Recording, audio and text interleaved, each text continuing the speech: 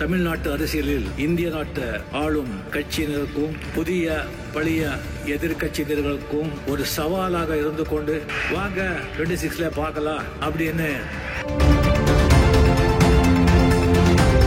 Super star Rajinikanth Tamil திரையுலகில் எந்த அளவுக்கு தாக்கத்தை ஏற்படுத்தி வருகிறாரோ அதே அளவுக்கு அவர் தமிழ்நாடு தேர்தல் களத்திலும் தாக்கத்தை ஏற்படுத்தி வருகிறார். அப்படி அவர் ஏற்படுத்திய தாக்கங்களால் ஆட்சி மாற்றங்கள் எல்லாம் ஏற்பட்டுள்ளது. இப்படி இருக்கையில் எதிர்வரும் 2026ஆம் ஆண்டு சட்டமன்ற பொது தேர்தலில் அவரது தாக்கம் இருக்கும் என்பது செப்டம்பர் 13ஆம் தேதி நடைபெற்ற வரலாற்று சிறப்புமிக்க நிகழ்ச்சியில் அப்பட்டமாக தெரிந்துள்ளது. அதாவது இசையமைப்பாளர் இசைஞானி இளையராஜாவுக்கு தமிழ்நாடு அரசு சார்பில் பாராட்டு விழா நடத்தப்பட்டது. இத்தனைக்கும் இளையராஜா பாஜகவின் மாநிலங்களவை உறுப்பினராக உள்ளார். இப்படி இருக்கையில் கட்சி பேதமின்றி அவருக்கு தமிழ்நாட்டில் ஆட்சி கட்டிலில் உள்ள திராவிட முன்னேற்ற கழக அரசு பாராட்டு விழா நடத்தியது. இப்படி இருக்கையில் இந்த நிகழ்ச்சியில் சூப்பர் ஸ்டார் ரஜினிகாந்த், உலக நாயகன் கமல்ஹாசன் உள்ளிட்ட பலரும் கலந்து கொண்டார்கள். இந்த நிகழ்ச்சியில் பேசுகையில் சூப்பர் ஸ்டார் ரஜினிகாந்த் முதலில் முதலமைச்சருக்கு வணக்கம் தெரிவித்தார். அப்போது அவர் பேசுகையில் இந்திய அரசியலிலேயே ஒரு நட்சத்திரமாகவும் இந்திய நாட்டை ஆளுகின்ற கட்சிக்கும் புதிய பழைய எதிர்கட்சியினருக்கும் ஒரு சவாலாக இருந்து கொண்டு வாங்க 2026இல் பார்த்துக்கலாம் என தனக்கே உரிய புன்னகையுடன் செயல்பட்டு கொண்டு உள்ள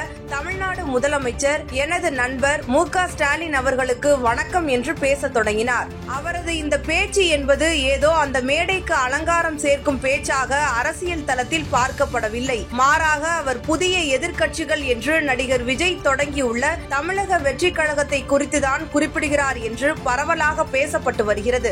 இப்படி இருக்கையில் ஏற்கனவே விஜய் மற்றும் ரஜினி ரசிகர்களுக்கு இடையே சமூக வலைதளங்களில் கடந்த சில ஆண்டுகளாகவே வார்த்தை போர் என்பது மிகவும் மூர்க்கமாக இருந்து வருகிறது. இப்படியான நிலையில் அவர் இசைஞானிக்கான பாராட்டு விழாவில் தனது ரசிகர்களுக்கு ஏற்கனவே உள்ள விஜய் எதிர்ப்பு மனநிலை என்பதை கொஞ்சம் கொம்பு சீவி விட்டுள்ளார் என்று பேச்சு கிளம்பியுள்ளது.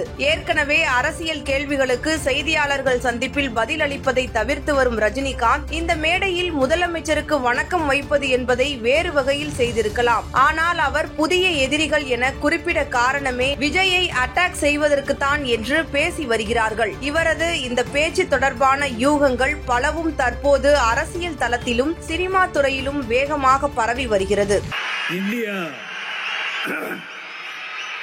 இந்திய நாட்டு அரசியலில் ஒரு நட்சத்திரமாக இருந்து கொண்டு தமிழ்நாட்டு அரசியலில் இந்திய நாட்டு ஆளும் கட்சியினருக்கும் புதிய பழைய எதிர்கட்சியினர்களுக்கும் ஒரு சவாலாக இருந்து கொண்டு வாங்க 26ல பார்க்கலாம் அப்படின்னு தனக்கே உறுதியான